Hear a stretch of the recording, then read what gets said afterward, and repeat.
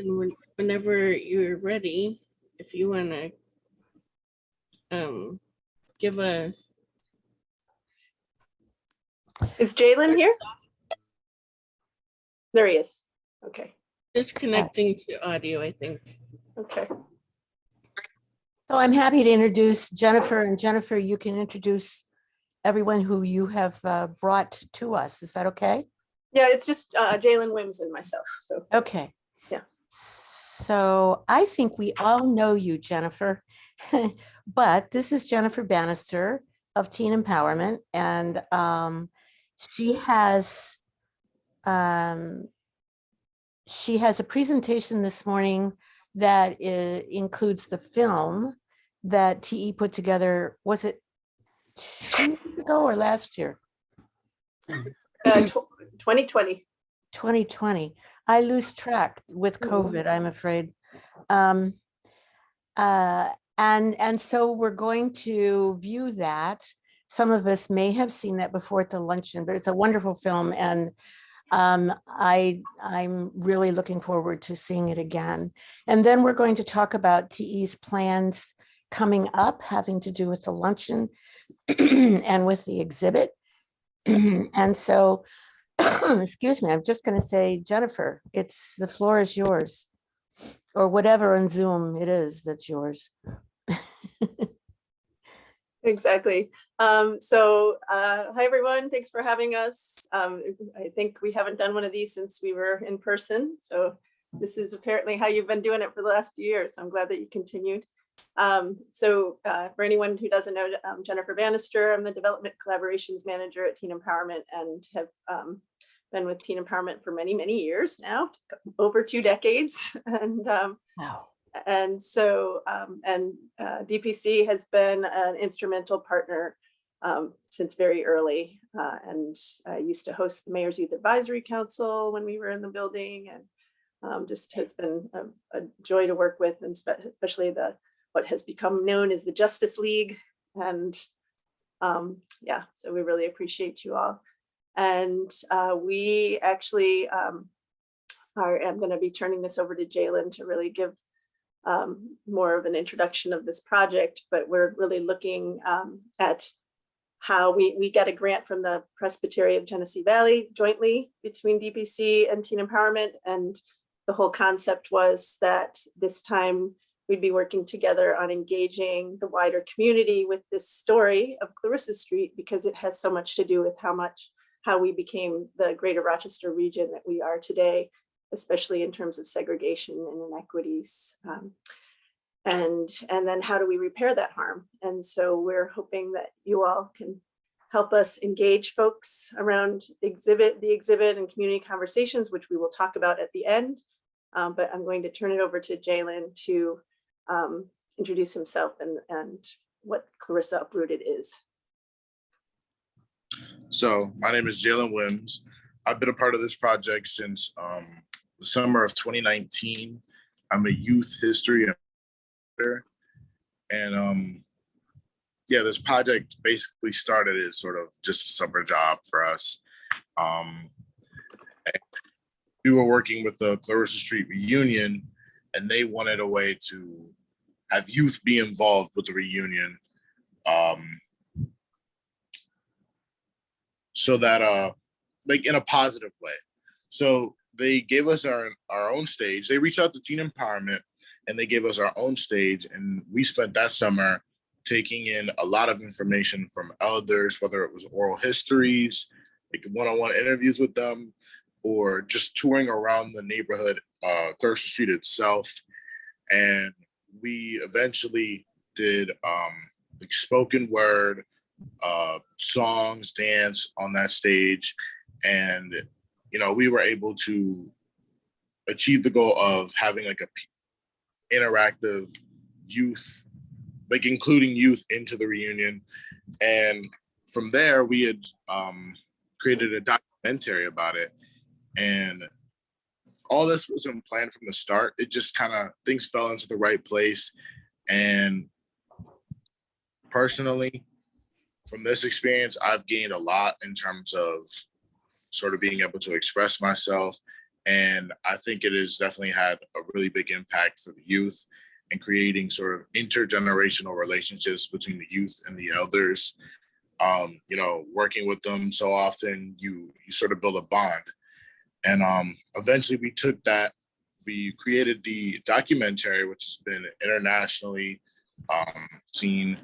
And we are now working towards our exhibit, which is going to be open June 3rd. And anything else? J-Ben? No, I mean, I think we've just given them a flavor and that's all they need right now. So sounds great. Thanks, Jalen. And so I'm just gonna, Jalen, you haven't seen this yet, but this just got updated, our homepage of our clarissauprooted.org. Isn't that look cool? Oh, that is cool. Like I it. don't know. Yeah. I love color schemes we come up with. Exactly. This is Gia. I don't remember if you've met her, but she's a RIT student that worked with the youth history ambassadors. So every summer we hire a new batch. I don't like the new cohort of youth history ambassadors. And Jalen's been one of the, they call the OG, the original group. Yaz, we call it, whatever. The youth history ambassadors don't call themselves Yaz, but we call them Yaz. And so last summer, there were some Yaz that worked on this website with a RIT student, and she and they came up with the color schemes. So you'll see when you go there, you can see clarissauprooted.org, and there's a bunch of information. But I'm going to turn us now to the documentary, which is just 25 minutes long. I don't know if you said this, Jalen, actually. Did you talk about the awards? No, I didn't. I just said it was internationally recognized. But what were some of the awards? So we won 4 National Media and Film Fest awards over time. So they're various. She might actually have no, she didn't put those up yet. So, okay. Actually, she might have it here. Let me just see. I think she does have it here. You'll be able to see the fun little, are they there? Yes, there they are. See? So we got a Silver Telly, we got a Hometown Media Award from the Alliance for Community Media, Black Lives Matter Filmmakers Challenge, and Best Student Documentary Short. So Terrific. there you go. All right. So nothing from the Cannes or Sundance, but you know, it's okay. Let's see. Okay, so I don't know if this will be truly, oh yes, it will. Okay, so I'm gonna make a full screen. So you can watch this. And again, it's about 25 minutes long. And when we come back, Jalen's gonna ask us to do some reactions in the chat, and then we'll take a few questions and then give you an idea about what's coming up. And just, can you give us an end time again? Is it 9:50 or is it, what time is the end? Well, 10 o'clock max. Okay. All right, here we go.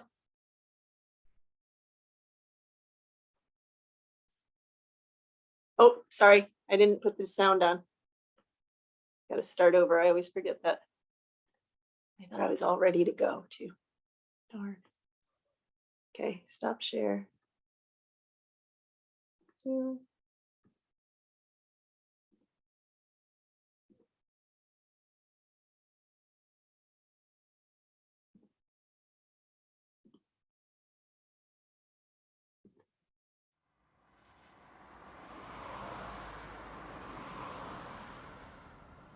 Industries have developed here that have made the name Rochester synonymous with quality and precision manufacturing. People here live and work in splendid harmony, earning quality income, harmony, and respect. Dear white man, you should notice that your actions cause destruction. The way you use your white privilege to demolish any sense of black secession. The way you degrade the way I walk with pride by calling me Negro. Oh, don't forget the piles of lies of where I came from and teaching me that I'm worthless and using my skin color to define the word disgrace. Oh, dear white man, The way you can walk without being fearful, get your way without even saying one word, and do as you please angers me. Yes, white man, you've angered me. You've caused our ancestors to struggle. Us black youth get stuck with poverty, depression, and dejection. Not to mention, before any of this trouble, we had many blessings. Many stashes of gold and a great peace of mind that you stole.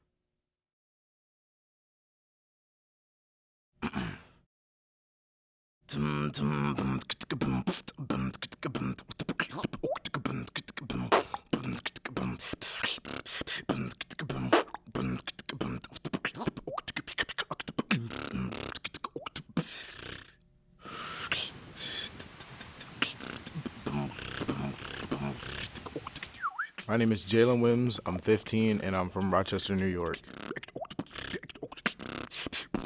My daily routine is that I wake up, get ready, go to school. It's sort of the same thing every day, just a rinse and repeat. I'm Amari Anderson. I'm 15 years old. I live in Rochester, New York, and I attend school in the city. I go to school in Pittsford, which is in the suburbs, and I sort of have to do a code switch when I go there. I have to adjust myself to the new surroundings and new people that I'm not usually around. To describe Rochester in a word, I would say broken. One of my biggest fears living in Rochester is not making it to adulthood. There's just not a sense of security around in the community. One thing I would change about Rochester is people's relationships with each other. That's one of the things we work on in teen empowerment. Last summer, we got a chance to take some notes on Rochester history, and we visited lots of elders in the Clarissa Street community. Clarissa Street was a loving community. They had lots of stores, lots of music. It was predominantly black, but it was a place where everybody could call home.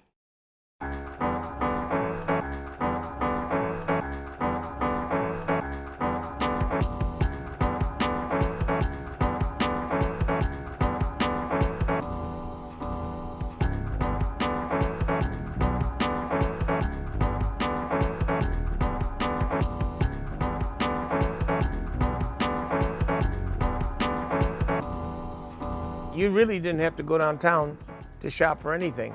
Everything you needed was in the neighborhood.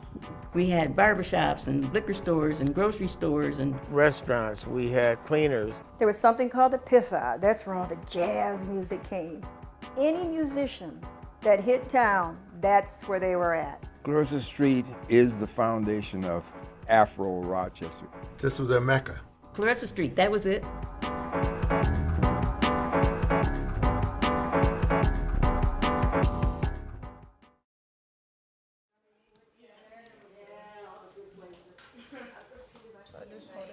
Yeah, kind of hold it.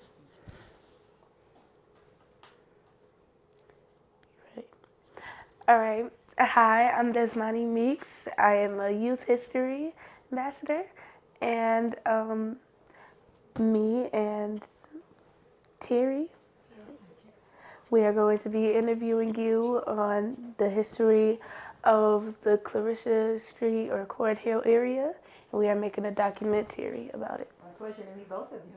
Do you mind telling us your earliest memories about living on Clarissa Street? Everybody was family. There was no arguing, no fighting, just helping each other. So if you did something wrong, guess what? By the time you got home, your neighbor already told your dad. You didn't want dad to know, okay? But anyways, but I don't know if that's still around, that kind of environment. Are the people close enough to say, you're like my child? As a kid, what did you do for fun in the neighborhood? I used to like to fight. That place right there looks like a driveway. That was an alley. That lady had big peaches. We would climb on the roof and take the peaches. I had one Italian neighbor that used to shoot buckshot at us because he had all the good fruit in his yard. And we used to wait till he go to sleep. And we would raid his backyard.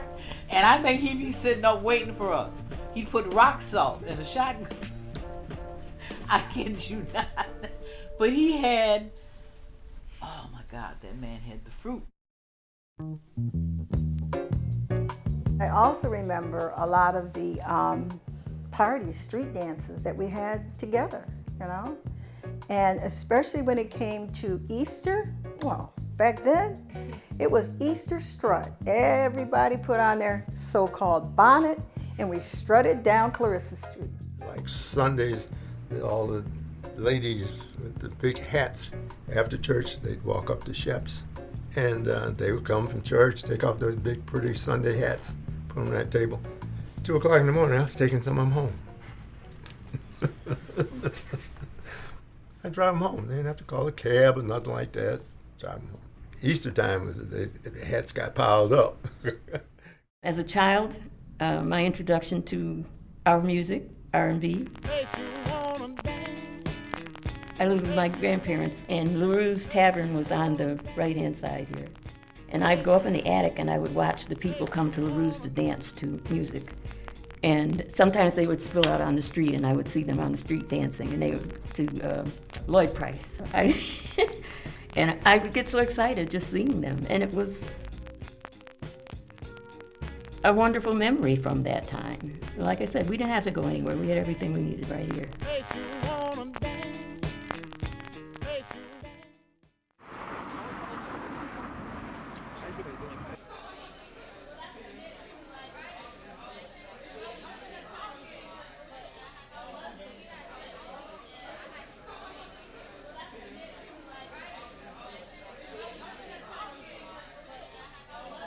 What do you notice about our county versus our city? Stay with me here. So what do you notice? That blacks like to stay in the city. They just like It's it. not a true fact. It's not a fact. It's an opinion. But Opinion. From what I see, I think they like to stay in the city. Okay. Forced to stay in the city. Forced to stay in the city is your inference. Forced because like they're not able to pay the amount of money to buy houses or stuff that's outside of the city. Can we all agree though, Rochester is segregated? Yes, sir. It was literally designed that way. That's going to be the point of what I'm going to talk to you about today. So during this whole time, like you learned, the Great Migration, millions of African Americans are moving north to cities like Rochester. My father was from Moultrie, Georgia. My mother was from Barnwell, South Carolina. And they both moved during what we call the Great Migration, when a lot of the minorities, the blacks, moved from the South because the only work they had was working the farms. And after the war, you had a lot of businesses, and they were looking for workers. So that's how my parents came here. Sometimes they come for part of the year, like Mexican migrant workers might now, and then you go back home. It's kind of what they did, and then eventually people started to stay. My father come up and in Williamson, New York, and worked on the migrant farm. And the man that he worked for told him the next year, you know, bring your family. And he built cabins for us. It was one of the nicer things in the city because he built his own cabins for the help that he brought up from the South to work his farms. There's Franklin Delano Roosevelt in 1934 signing the Federal Housing Act. And essentially what the Housing Act does is it helps you buy a house. It helps white people buy a house. Written right into the law, it says this: if a neighborhood is to retain stability, be a good neighborhood, it's necessary that the properties shall continue to be occupied by the same social and racial classes. And in order to enforce that segregation, the government made maps of every city in the country. And this is Rochester's map. If you lived in a red area, it meant there were already black people living there where the real estate agents had pushed them to begin with. The green and the blue areas are where white people are allowed to live. Yellow areas, maybe if you're like an Eastern European immigrant or an Italian, that's where you're allowed to live. And you can see that Cornhill, or the 3rd Ward, was 75% people of color at this time. And that was why it got redlined. And if you were a person of color, you couldn't really buy a house in a redline neighborhood, but you could rent there.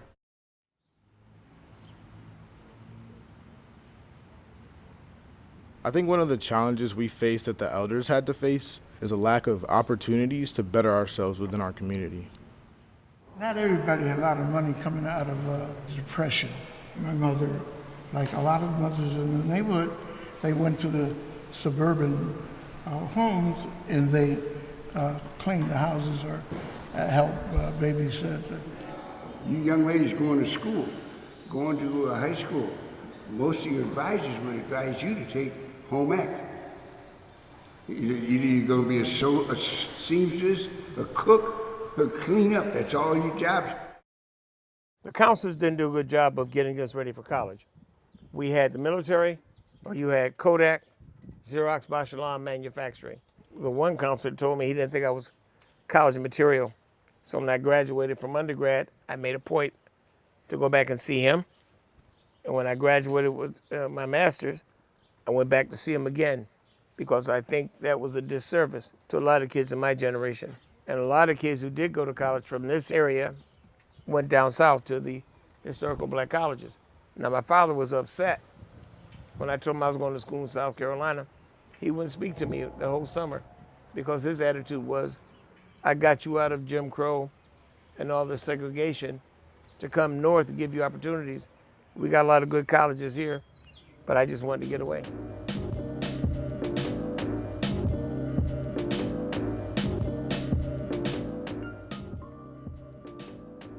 Those at that time who wanted to work for Kodak couldn't do it. Most black people were not able to get good jobs at Kodak, but whatever they had, they were willing to share with somebody who came with a positive, honest approach to them. Shall we talk about how certain people, certain classes get better jobs within an employer? I do know that I was in human resource.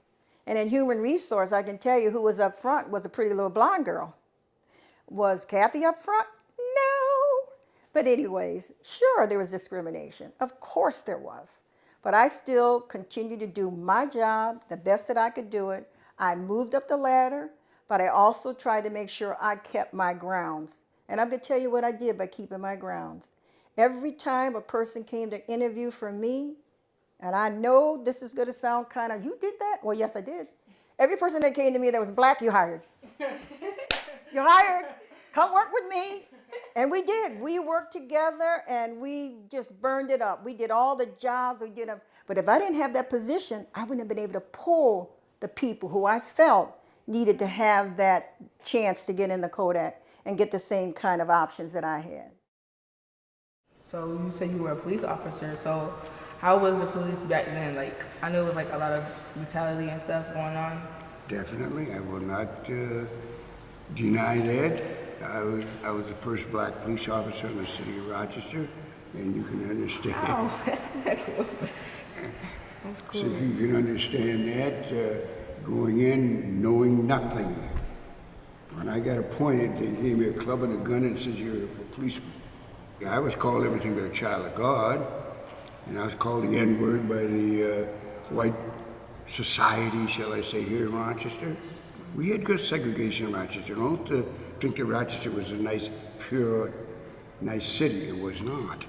The problems grew because the numbers grew, and the police didn't know what to do using 1930 tactics. You can't control a situation that has come to maturity. You know, I always give a biological example. If a lady is expecting, carrying a child, when 9 months rolls by, you're going to give up that child or you're going to have a big problem. And so when we went from 2% to 12%, the African American population and society was not ready to give us equal access to employment opportunities and other elements, there's going to be an explosion.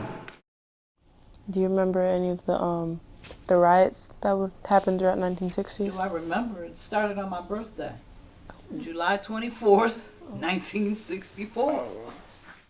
The riots grew out of an incident following a street dance at the corner of Joseph Avenue and Nassau Street just before midnight. A policeman had tried to arrest a man for public intoxication. Negroes claimed a canine dog bit one of them, setting off the explosion. My husband, my 2 children, and I had gone to Columbus, Ohio to visit his family. They weren't letting any trains stop in Rochester because of the riots. And so we had to stay in Ohio a day or 2 longer, I guess. But when I got back, interestingly enough, the house that the helicopter fell on was the house that I lived in until I was 8 years old. They took a helicopter from the airport and came over trying to take pictures of the so-called riots. And there was an accident, or whatever you want to call it. It sounded like a bomb. You know, back then, they always talked about Russia and we're going to be bombed and this is going to happen. And everybody just panicked because they didn't know what it was. But when those riots hit and they were throwing tear gas, I'm going to tell you, we were scared, but our parents were deathly afraid.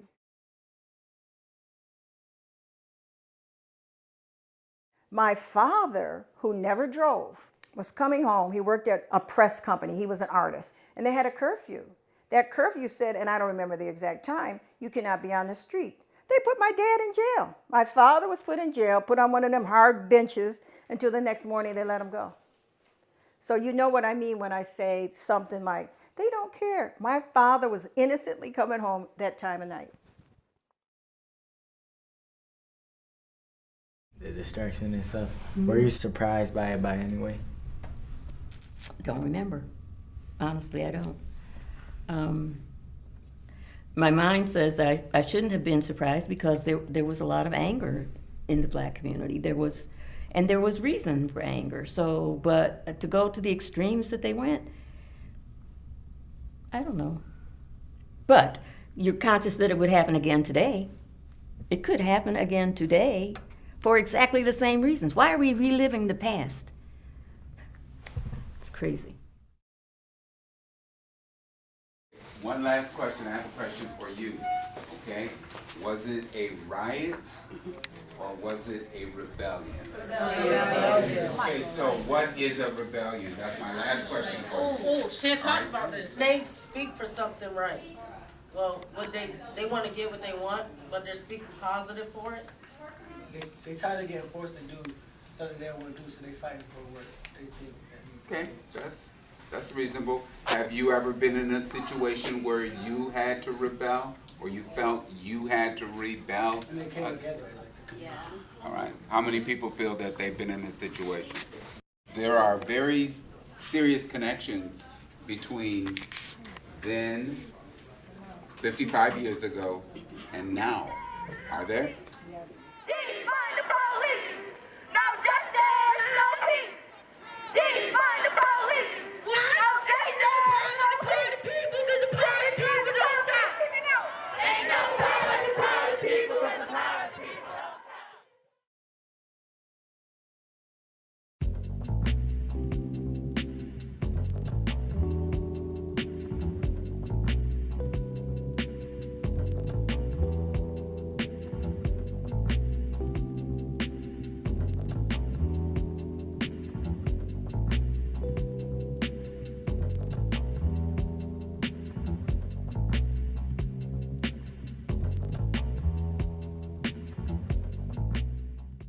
I can remember that they told my father that the highway was going to come through where our house was, and therefore we had to move. Gentrification is what broke up the neighborhood. A lot of the people, the older people, just moved out. They started selling off the houses. They sold them cheap. White people came in, the neighborhood was gone. In a lot of cultures and a lot of neighborhoods, the parents stay there, the family stays there, and on holidays, 4th of July, cookouts or whatever, you can go back and find that person. You can find their family. Their family was not uprooted. We were just uprooted.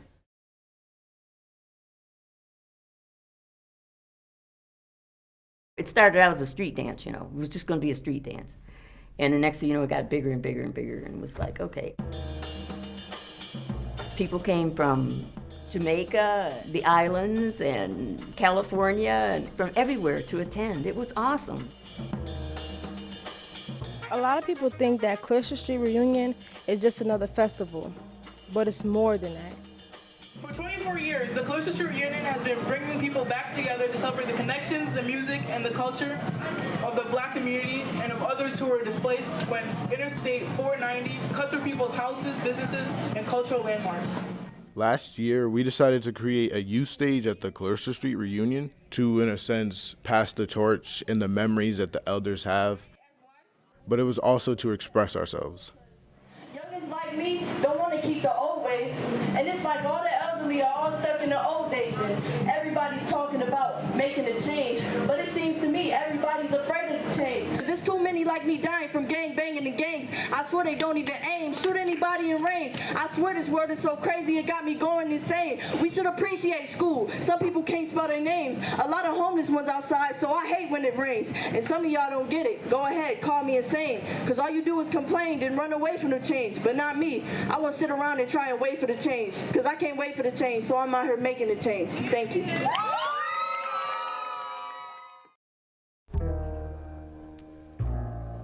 What really had a lasting impact on me was realizing the major segregation that you see today is because of policies like redlining and gentrification. All those played a big part in the way Rochester is now. One thing that we need to learn from the past is that struggle is like a major part in our life.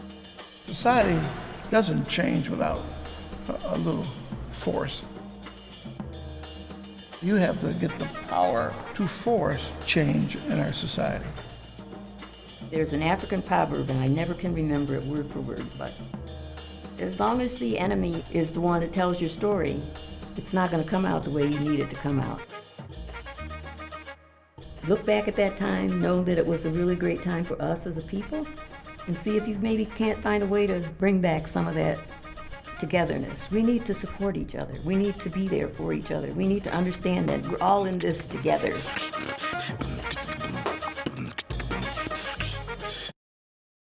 For our last question, Yeah. What is that bird on your neck? Oh, yeah, this is Sankofa. Go back and fetch it. That's what Sankofa says. Go back and fetch it. Return to the source. Be home. Be involved with who you be.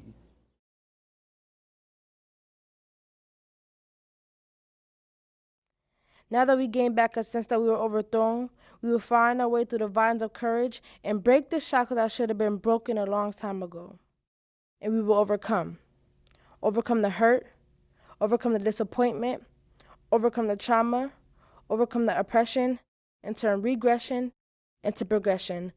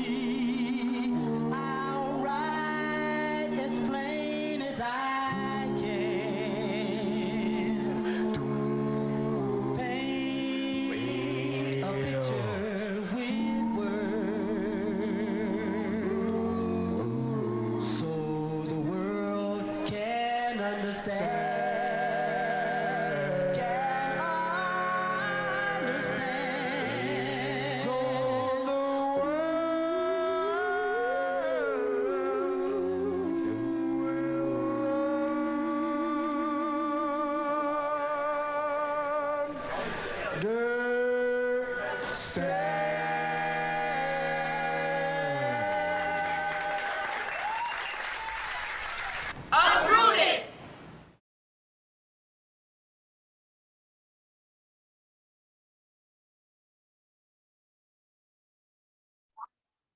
So, I'm back. Every time I watch that, I try to like pick a new thing. Like I try to focus on something new every time, something that stood out to me. So what I want you guys to do is just type in the chat something that stood out to you, something that you remember, anything that really stuck with you from that. And yeah, I'll give you a couple minutes to do that. I'll read anything you guys type in chat.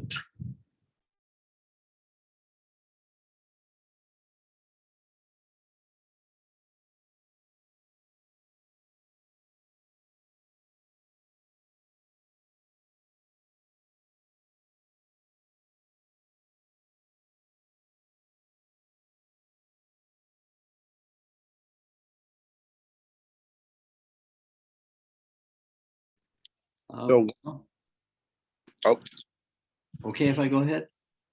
Sure. Yeah. Lately, the emphasis has been mostly on redlining and that's effect on black wealth or lack thereof. But what brought out here was also the problems with employment. And as a background, the school year before the riots, I had been summarizing news on race at Cornell University. We had a monthly magazine or newsletter, I guess, come out, and I would summarize what was happening in civil rights around the country. And during that year, there was much white backlash. There were proposals for more progressive laws, and they were voted down in many cities around the country. So that was also a factor that I think played into the rebellion. I'll touch a few things in the chat. Someone asked, David Lee asked, has the video been shown at Sutherland? Yes, it was a voluntary thing. I sort of, helped push it through, and basically students were given, a time out of their day where they could come and watch it. And it was a very positive reception, but it wasn't very memorable, like a lot of people saw it, but some people don't remember that they saw it, or they didn't have like any key takeaways because it was sort of just slapped in their face. It was not a riot, but a rebellion. Yeah, the sense of community and sadness it destroyed. Folks coming north in the Great Migration found few good jobs available to them. Messages between the youth and elders at the time, and the end about Sankofa. The joy that elders felt in sharing their memories. It was everything everyone needed in the area. Yeah.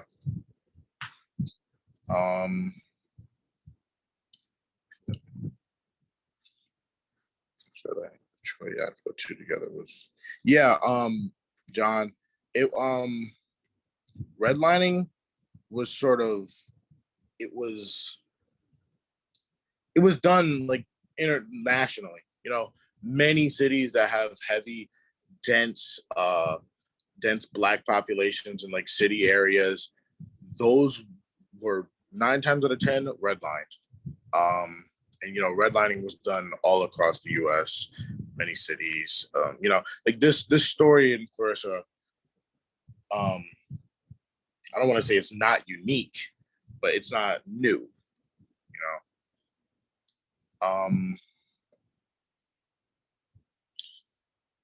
J-Ben, I guess the comments or the questions that are coming in, I guess basically you guys can ask questions now. Any questions you have, you can type them or just unmute and I'll answer them. But I see one right now. What was your experience like at Sutherland High School? It was, quiet the first couple years, but I think that's because I wasn't like as like a part of TE yet. TE really helped me be sort of vocal and speak up for myself. Use the strong voice that I have. And I've turned that into, taking steps against what I think is a sort of, I don't know what's the word, but the opposite of like sort of like the coward approach of Pittsford. They're all about their standing and how they appear to the outside world, rather than actually doing things for change to make their students feel, more safe. So I'd say I've had a changing experience. I've definitely made a difference in Pittsford. Yes, Rosa Wims is I just found out, I was talking to my grandfather and my dad the other day. Rosa Wims is my great aunt.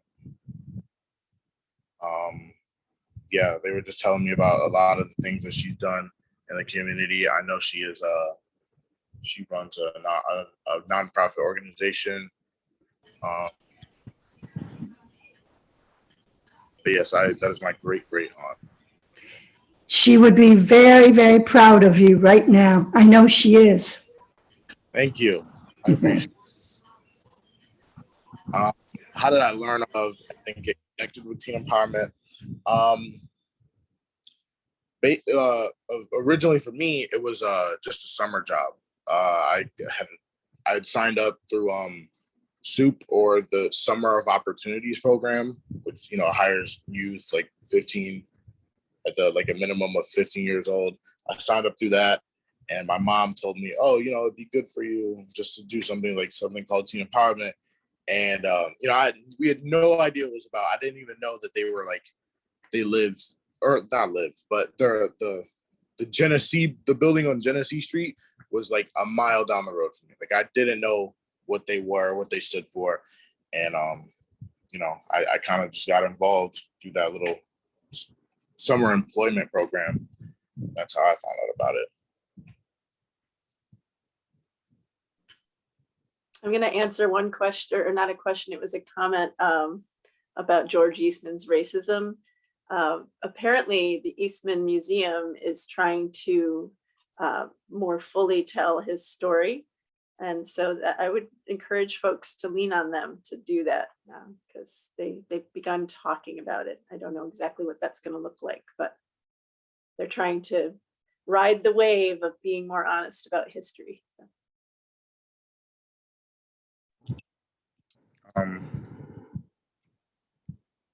If anyone else has anything, just cut me off. I just want to talk about, so with talking, David. Jalen, thanks so much. And Jennifer, is there any effort to make teen empowerment on the radar at Pittsford Sutherland or Pittsford Mendon? It's, it's part of the, I Googled Jalen Williams, and he got quoted in that New York Times article about Pittsford and its racism. So I'm wondering, the Cornell West says the condition of truth is to let suffering speak, and how much. And even though I'm sure Jalen's experience is that you speak about this, but only the people who first listen are the people who are already interested. And how much do you spread that to other people? But Jennifer, is there any more effort to bring this to the comfortable? We're a church, and part of the challenge is not only to comfort the afflicted, but to afflict the comfortable here. And how do we bring that message out gently at first, non-violently always, but how do we bring the message so that there can be some, if not confrontation, at least increased awareness? Thank you, David. And I just realized I was going to say welcome back, and you've probably been back for many months. We haven't seen each other. So it's a really important point, because, for example, when we talk about red line communities, that means there were green line communities. When we talk about concentrated poverty, that means there's concentrated wealth. And those are all problems. So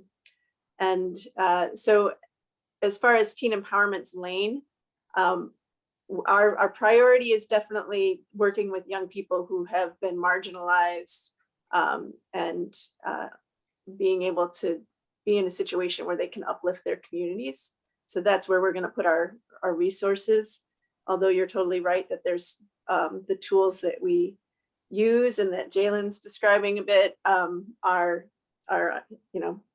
good for any young people that are trying to understand oppression and their strengths and fight injustices.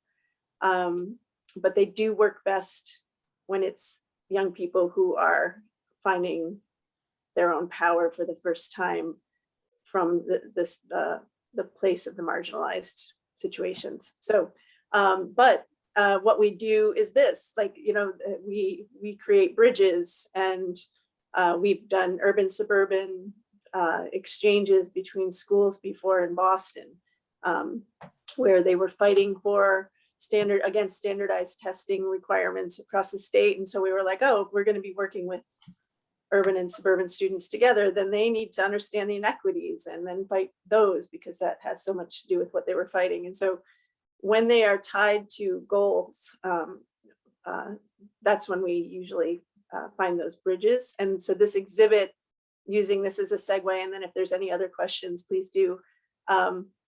So the exhibit is really meant to do that. It's a something that anybody can come to. It's free.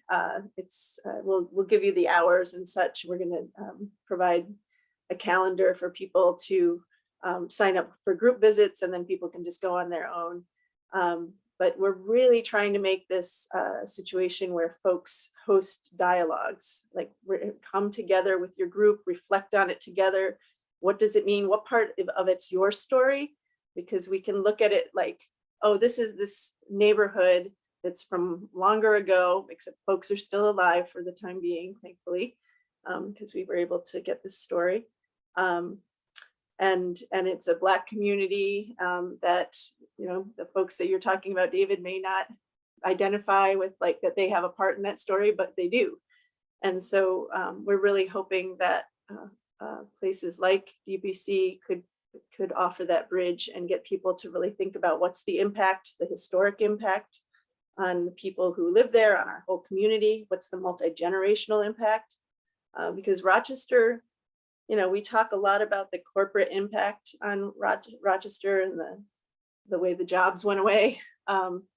But there's this other piece of the story that's actually has maybe even more to do with why we are structured spatially the way we are and racially. And so no plans right now to go and open a TE in Pittsburgh, but all sorts of ways to connect. And I'm sorry, Jalen, do you want to speak to Rock to Change and your teacher, what you're trying to do with Ms. Missile? Yeah, so Rock to Change, I guess that is who helped present that's who presented our documentary at my school. And now currently we are trying to get in, I've been pushing heavy for them to them and TE to sort of just become closer. And at least right now we are in the process of trying to make a field trip to the Clarissa Uprooted exhibit available. And, along with many other schools, but I feel like, they've just been really helpful, Rock to Change. And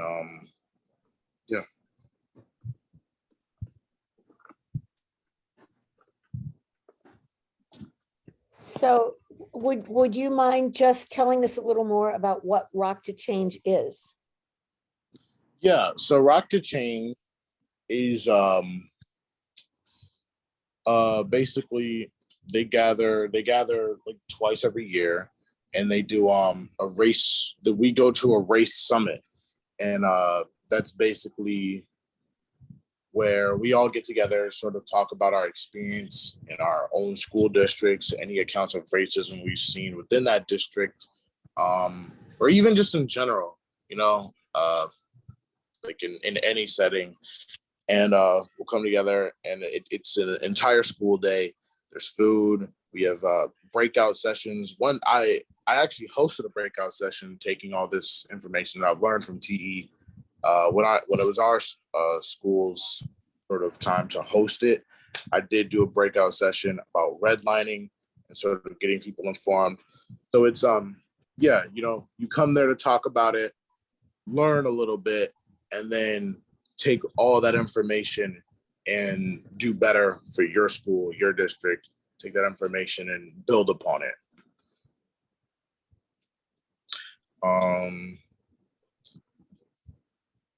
Yeah.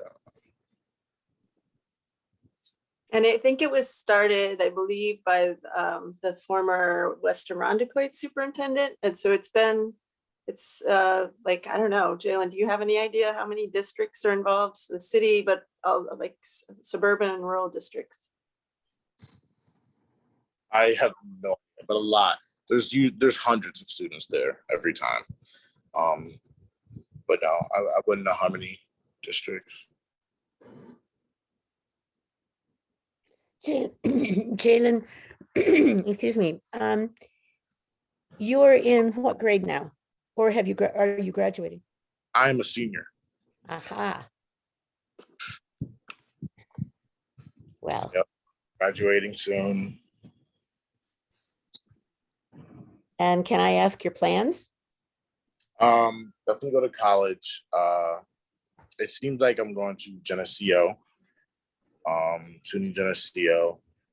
I'm not sure on a major yet. Something in like biology. And of course I'll be doing track there. That's a little personal life track. Well, good luck to you. Thank you. I saw a text a chat about how to share it. So we prefer that you start with the clarissauprooted.org, just so people can get the full scope. And then the Facebook invitation is specifically for opening night on June 3rd. We will be sharing a lot of, we've hired somebody to help us with social media management. And so they're coming up with a whole strategy because we want people to know about events throughout the time. And actually clarissauprooted.org, that page you just saw, when you scroll down, you'll see events that are coming up, and there'll be more added. And then we're going to be getting to you about group visits by the end of this week. We apologize. We've been trying to get you information, but it's a bear putting up an exhibit, let's just say. You got to have an exhibit to show in the first place. So yeah, it's exciting.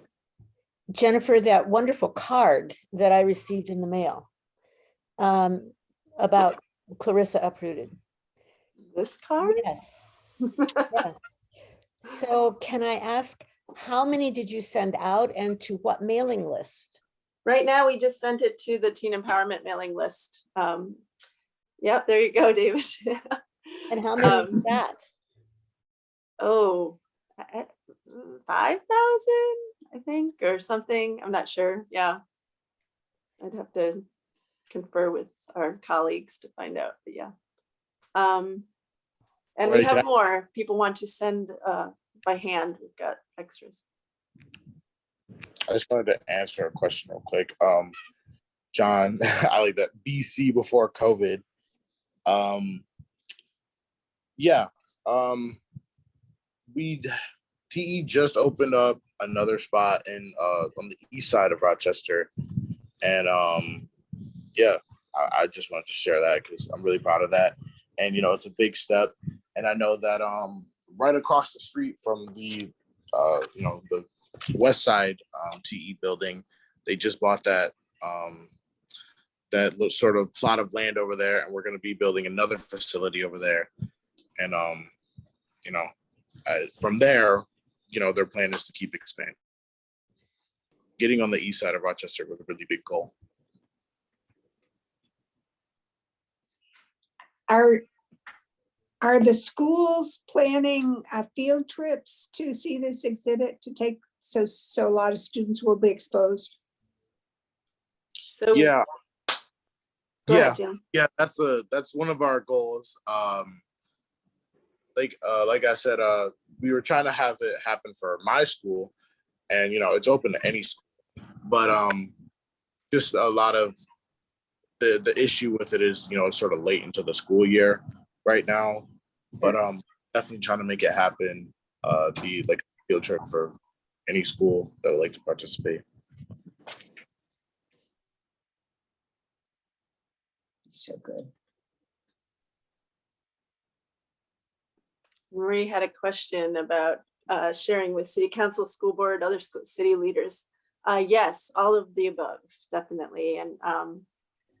And also we're trying to get them to come as a group to really look at experience it and reflect on it together. And the other piece of it is really, which I should probably describe too, because we're gonna have to get off in a second. So the purpose of the group visits and the community conversations, beyond just having more and more people experience it and understand what's happened and such, then we are using that moment for the people to give feedback about how do we repair this harm? What do institutions in this community need to do to essentially, like, both the multi-generational and historic harm? How do we do that? We've called in what we call our call-in partners. We've called in ESL for their role in mortgages and participating in redlining, the Greater Rochester Association of Realtors, the Democrat and Chronicle for the media narratives, City Planning Department and NBD, Neighborhood and Business Development for urban renewal. We're hoping to get New York State Department of Transportation for the highway, Landmark Society Preservation, and Cornhill Neighborhood Association, which has been really interesting.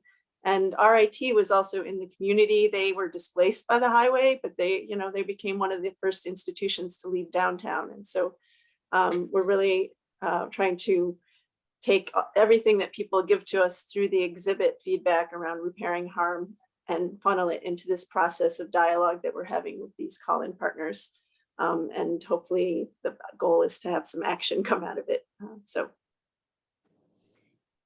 And Jennifer, we are, Downtown Church is to have one dialogue session. Are you imagining, is that to be with our parishioners, or yes, is that to be with an internal one? So our meeting with Justice League helped congeal a lot of things on that process. So this is really exciting, because we realized as we were talking with you that there's so many groups that we would like to go through this, and that we do not have the capacity to facilitate every conversation. So what we ended up realizing is like, oh, it's a pretty simple agenda, like it's, people will walk through the exhibit for say 40-45 minutes, however long people need to really kind of absorb it, and then circle up right in the space, do a brief go around question that's like a thought or a feeling that people have based on what they've seen, pair up, have a conversation in a pair about what's the impact that is still carrying on with us today, and then to go to the parts of the exhibit where people can give either a video testimony. There's like an app that you can get on your phone and do a little video testimony. There's a tag wall, which is like a, graffiti, but it's just markers. You can write ideas up on this wall. And there's also going to be an electronic feedback survey that will include both giving feedback on the exhibit, but also the ability to share ideas. And so it's pretty simple. So our thought is that we would like to do a facilitated one with you. We're going to do maybe 6 or so that youth help facilitate. And so because we've been partners for a long time, our hope was that you could recruit other faith group folks so that you could have like a faith group round table for that one that we facilitate. But then, yes, please, like, come have groups from DPC come down on your own and use that self-guided piece. Does that make sense? Doable? I think so. And we'll be providing, you don't have to, like, people will have a little guide to work with. Okay. And we're going to be sending out a calendar where groups can choose a date. And that's the thing that we'll get to you by the end of this week. How long is the exhibit going to be open? It's 7 weeks, so it ends July 24th is the last day. That's a Sunday. Okay. Talk to my family. So Jennifer, if you don't show up on June, are we supposed to make reservations there, or you can just show up? No, it's first Friday. People can just float in. Yep. And then if you don't show up that day, I can give you the hours. We're going to put them down on things so that people have them more readily available. But the regular gallery hours are Thursday through Sunday, 1 to 5 p.m. On Fridays, they're open later till 9 p.m. And then as far as the group visits, we're going to give options for people, and they will open additional hours if we need them. But for people to just show up, those are the hours. Okay.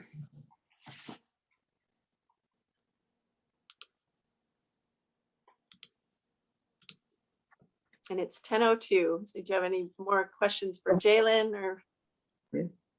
I just have a quick one. When we talked with you before, I had the sense that the exhibit was outdoors. Is that correct? No, it's just that it's no, it's indoors. It's the RIT City Art Space, which is like another symbolic thing is that that's in the old Sibley building, which when downtown got depleted, that's like a real symbol of that depletion. And that depletion came in part from kind of the way we put the highway through the city and all those things. And it's also RIT's first way of kind of dipping back into downtown. So there's a symbolism there. So it's an indoor gallery, but it's right in front of Liberty Pole. And so we're going to be doing a few events that involve being outdoors and indoors. So maybe that's where that came from. And also parcel 5. Oh, that's the other thing. The luncheon, maybe it's the luncheon. Luncheon is going to be outdoors on parcel 5 on June 9th. And rain date is the next day, and hopefully it doesn't rain both days. And we've got the person who has been the coordinator for Jazz Fest and for that downtown holiday village thing at MLK Park. She is helping us to coordinate what we're going to try to do. That's great. On parcel 5. Don't expect something so elaborate as what she's done there, but she's helping us with logistics, so it's really helpful. That's great. And it will be live streamed, I believe so, David. Yes, I think it's going to be live streamed also. I'm pretty sure. But, So it's going to be tables and chairs, or just chairs, or how are you doing that? So treat it like if you were going to a concert, and there will be some tables, picnic tables and things for folks who don't bring stuff or need to sit.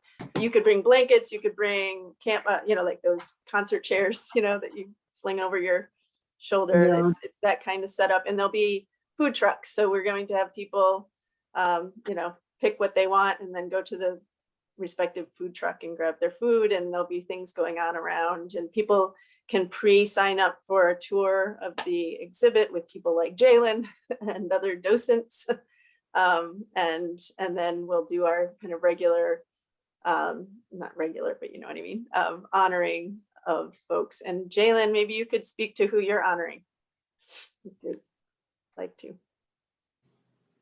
I'm honoring Dr. Anderson. Who was in the video? Yeah. Yes. Yeah. And I've had on the website, you can see I had another interview with him, sort of talking about Sankofa. Like it was a really fun and like personal conversation. Great. Yeah, the video Jalen's talking about, it's like 11 minutes long. It's in the extra content section, and it's just moving because it's the youth history. We call everybody the intergenerational history ambassadors, but the youth and the elders talking about this process and what it's meant to them and why it's important to our community. So I think you all have to leave now, I'm guessing. Yes, thank you so much to Absolutely. Thank you very much. Thank you. coming and telling us about this. Well, thanks for being here and inviting us. And happy church. We'll be seeing you. Yes. See you soon. Bye-bye. Bye, Jalen. See ya. Jay.